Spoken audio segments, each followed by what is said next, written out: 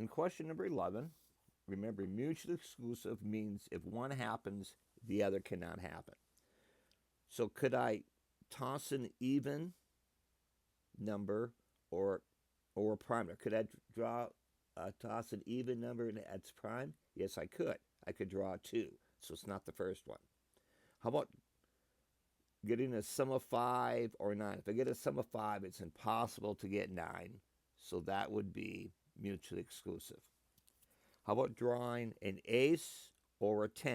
If I draw an ace, it's impossible to draw a 10. Drawing a face card or a heart. I could draw like the Queen of Hearts, couldn't I? So that is not mutually exclusive. A student is on the swim team in the in the yearbook club. Well, I could have both of those could occur. They could be in the swim team and in the yearbook club. So that is not mutually exclusive.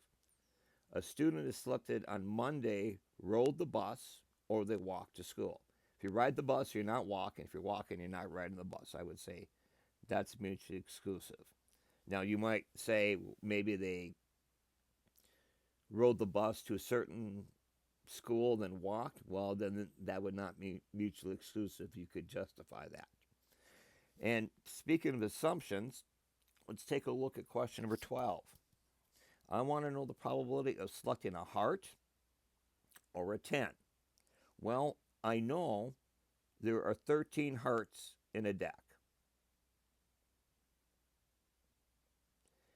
And then I have 3 10s that are not hearts.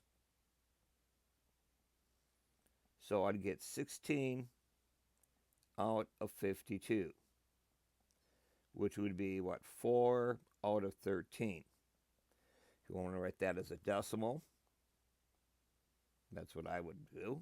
4 divided by 13, you get 0.31.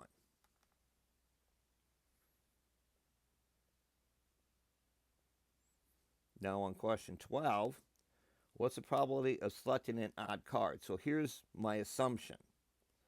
What cards are odd? To me, those are the ones with numbers on them. So not the ace, but 3, 5, 7, or 9. So I would get 4 out of 13.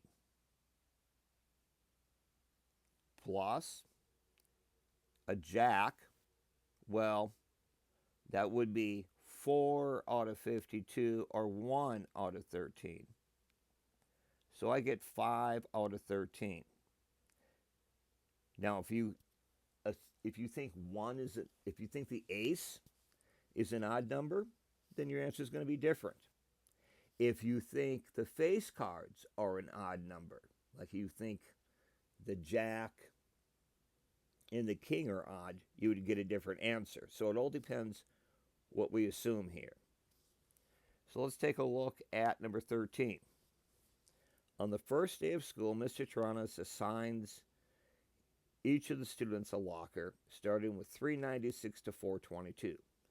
The locker in the 300s are painted orange, and the locker in the 400s are painted green. Given that a student's locker is green, so in other words, how many are green? Well, I would say there is 100 green lockers. And then how many of them are multiples of 4 from 396 to 422? Well, if you think 396, 400, let me write that down here. 400, 404, 408, that's an 8, 412, 416, and 420. Those are divisible by 4, aren't they? There's 7 of them, so it would be 7 out of 100.